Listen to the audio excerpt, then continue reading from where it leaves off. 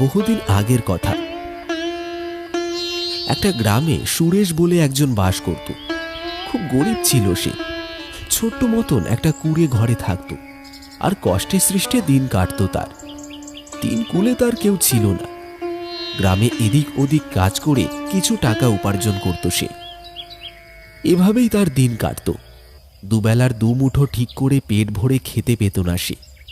এইভাবেই চলতে চলতে একবার শীতকাল এসে গেল। সুরেশের আর সুদিন আসে না। ঘরে বসে বসেই সে ভাবনা চিন্তা করতে লাগলো।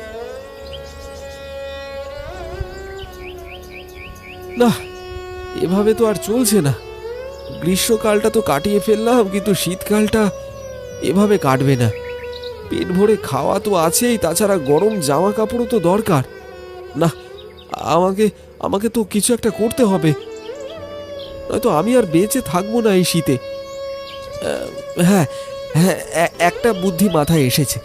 খেজুর রস বিক্রি করলে কেমন হয়? শীতকালে তো মানুষ খেজুর রস, খেজুরের গুড় খেতে খুব ভালোবাসে। হ্যাঁ, এটাই ভালো হবে, এটাই করব। যাই, খেজুরের রস জোগাড় করি গিয়ে। এই বলে সুরেশ ঘর থেকে বেরিয়ে পড়ল।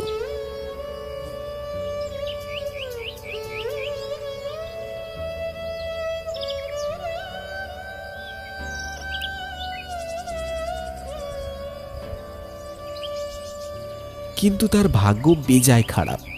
সব কটা খেজুর গাছে কেউ না কেউ এসে হাঁড়ি বেঁধে দিয়ে চলে গেছে। যে গাছগুলো খালি পড়ে আছে সেগুলো কেউ না কেউ ধরে বসে আছে। সেখানে গেলেই তাকে দূর দূর করে তাড়িয়ে দেয়।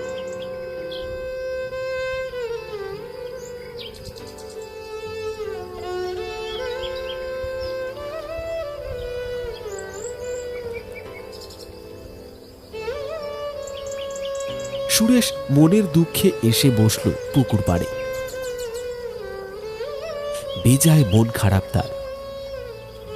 সে মন খারাপ করে বসে আছে পুকুর পাড়ে। এমন সময় সেখানে এলো মদন। মদন সেই গ্রামেরই ছেলে, সুরেশের খুব ভালো বন্ধু। তাকে মন খারাপ করে বসে থাকতে দেখে কাছে এসে সে বলল, কি হয়েছে ভাই সুরেশ? এমন করে মন খারাপ করে বসে আছিস কেন? আর বলিস না ভাই মদন, তুই তো জানিসই আমার অবস্থা। ভেবেছিলাম শীতকালে খেজুরের গুড় বিক্রি করে কিছু টাকা কামাবো, কিন্তু সে আর হলো কই। সব কটা গাছ ধরে বসে আছে সবাই, কোনো গাছের কাছে ঘেঁষতেই পারলাম না। ভাই, এই শীতটা মনে হয় পার করতে পারবো না। আরে ছি ছি ছি ছি, এসব কি আজে বাজে কথা বলছিস ভাই? এসব কিছু হবে না। আমি বলি কি, শোন, ওই যে গ্রামের শেষে যে গাছগুলো রয়েছে সেখানেও তো হাঁড়ি বাঁধা রয়েছে। তুই বরং সেখান থেকে খেজুর রস চুরি করে বিক্রি কর, কেউ কিচ্ছুটি জানতে পারবে না। কি বলছিস ভাই? ওখানে গাছ রয়েছে, আমি তো সেটা জানতাম না। কিন্তু খেজুর রস চুরি করব, যদি কেউ ধরে নেয় তাহলে তো একটা হাড়ও আস্ত রাখবে না আমার। আরে না না, চিন্তা করছিস কেন? তোর কি মনে হয় এই শীতের রাতে কেউ কি ওখানে বসে পাহারা দেবে গাছগুলোকে? আমি বলছি তো, কোনো অসুবিধাই হবে না। তুই মাঝরাতে চলে যা হাঁড়ি নিয়ে, প্রচুর রস পাবি, কোনো অসুবিধা হবে না।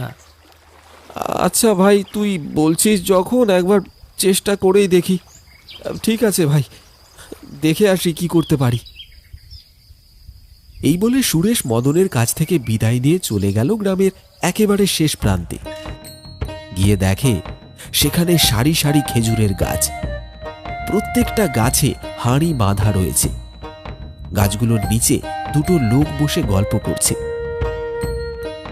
সুরেশ ভালো করে জায়গাটা দেখে নিয়ে ফিরে গেল নিজের বাড়িতে।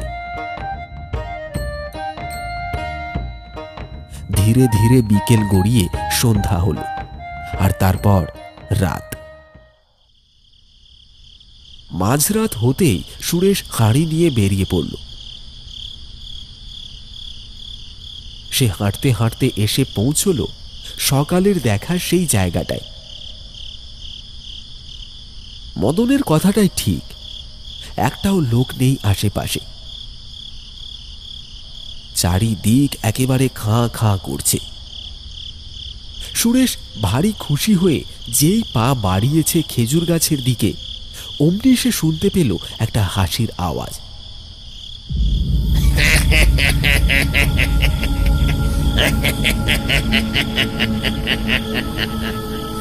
মাঝরাতে এত জোরে হাসির আওয়াজ শুনে ভয়ে কাঠ হয়ে গেল সুরেশ। সে সাথে সাথে হাঁড়ি নিয়ে দৌড়তে শুরু করলো। এক দৌড়ে সে নিজের বাড়িতে এসে পৌঁছল এবং সকাল হওয়া পর্যন্ত বাড়ি থেকে আর বেরোলো না।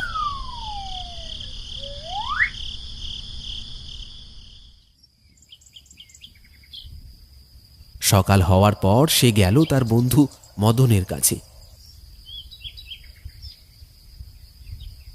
মদনকে সবকিছু জানাতেই মদন বলল, তুই না একটা মূর্খ। তোর কি মনে হয় ওখানে কি ভূত আছে? নিশ্চয়ই তোর মতো আরও কেউ খেজুর রস চুরি করতে গিয়েছিল। তোকে দেখতে পেয়ে ভয় দেখিয়ে তাড়িয়ে দিয়েছে, যাতে তুই তার জিনিসে ভাগ না বসাতে পারিস। তুইও সেই রকম ভীতু, রস না নিয়ে পালিয়ে এলি। আজকে আবার যা, আর খবরদার একদম ভয় পাবি না। মদনের কথা শুনে সুরেশ আশ্বস্ত হয়ে বাড়ি ফিরল। আবার মাঝরাত হতেই হাঁড়ি নিয়ে বেরিয়ে পড়ল সে। হাঁটতে হাঁটতে চলে এলো আবার সেই জায়গাটাতে। আর আজকেও সেই একই অবস্থা। সারি সারি খেজুর গাছে হাঁড়ি বাঁধা আছে, চারিদিকে কেউ নেই। সুরেশ যেই আবার গাছের দিকে পা বাড়িয়েছে, অমনি হাসির আওয়াজ শুনতে পেল।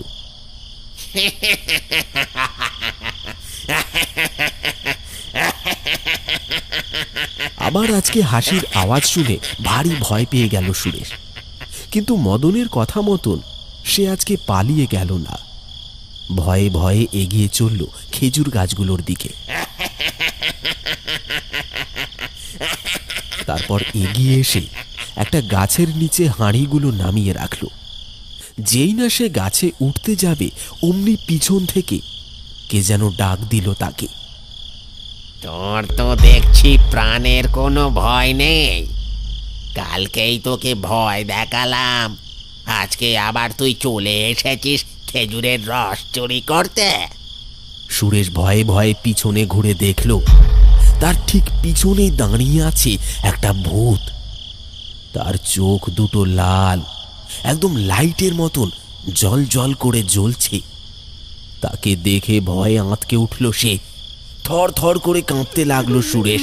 তারপর হাত জোর করে বলল, ওরে বাবা রে, ওরে বাবা রে, আমায় ছেড়ে দিন, আমায় ছেড়ে দিন।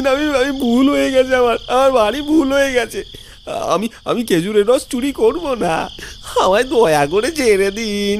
পেটের জ্বালায় খেজুরের রস চুরি করতে এসেছিলাম, দুমুঠো পেট ভরে খেতে পাই না। আমায় ক্ষমা করে দিন, আমি চলে যাচ্ছি। আমি চুরি করতে আর কোনোদিনও আসবো না, আর কোনোদিনও আসবো না। আমি তো তোকে খুব সাহসী ভেবেছিলাম, কিন্তু তুই তো বাড়ি ভীতু। এত ভয় পাচ্ছিস কেন? আমি কি কিছু করেছি তোকে? তুই ফিরে যা, তুই ফিরে যা এখান থেকে। আমার মতো ভুল করিস না। আমিও একদিন তোর মতন এখানে এসেছিলাম, আর ফিরে যেতে পারিনি। এখন তো দেখতেই পাচ্ছিস আমার অবস্থা। আমি আমি আমি কিছু বুঝতে পারলাম না। আমার মতো আপনি এসেছিলেন আর ফিরে যেতে পারেননি, ব্যাপারটা কি? ব্যাপারটা আর কিছুই নয়। জীবনকালে আমিও তোর মতন খেজুরের রস চুরি করতে এসেছিলাম মাঝরাতে। গাছে উঠেও পড়েছিলাম, কিন্তু ভাগ্য খারাপ, পা ফসকে পড়লাম সোজা মাটিতে। তারপর ঘাড় মোটকে প্রাণটা বের হয়ে যায় আর কি। আর এখন তো দেখতেই পাচ্ছিস কি অবস্থায় ঘুরছি। পেটের জ্বালা যে মহা জ্বালা, এই পেটকে সামলাতে কত কিছু করতে হয়। তাই তো মাঝরাতে খেজুরের রস চুরি করতে এসেছিলাম। ঠিক মতো খাবার জোটে না আমার প্রতিদিন। হ্যাঁ, বুঝতেই পারছি তোর অবস্থা। তা বেশ বেশ, নিয়ে যা, খেজুরের রস নিয়ে যা। আমি তোর সাহায্য করব। তুই গাছে ওঠ, আমি নিচে দাঁড়াবো। তুই যদি নিচে পড়েও যাস, আমি থাকবো তোকে বাঁচানোর জন্য। যা যা যা, দেরি করিস না, উঠে পড় গাছে। সুরেশ ভারী অবাক হলো। তারপর হাত জোর করে প্রণাম করলো ভূতকে। তারপর গাছে উঠে পেরে নিয়ে এলো খেজুরের রস। এইভাবে বেশ কয়েকবার গাছে উঠে সে রস পেরে আনলো। তার সবকটা হাঁড়ি ভরে নিয়ে সুরেশ ফিরে গেল নিজের বাড়িতে। এভাবেই প্রতিদিন সে খেজুরের রস নিয়ে যায় আর তা জাল দিয়ে গুড় তৈরি করে বিক্রি করে। ধীরে ধীরে তার এই গুড়ের ব্যবসা ফুলে ফেঁপে উঠতে থাকে। গুড় বিক্রি করে সুরেশ অনেক বড় লোক হয়ে যায়। তার আর সেই ছোট্ট কুঁড়ে ঘর নেই। এখন সেখানে বিরাট এক বাড়ি। সুরেশ এখনো প্রতিদিন মাঝরাতে খেজুরের রস নিয়ে আসে ভূতের সাহায্যে এবং সকালে তা বিক্রি করে দেয়। এইভাবেই সুরেশ সুখে শান্তিতে দিন কাটাতে থাকে এবং প্রতিদিন মনে মনে প্রণাম জানায় খেজুর গাছে থাকা সেই ভূতের উদ্দেশ্যে।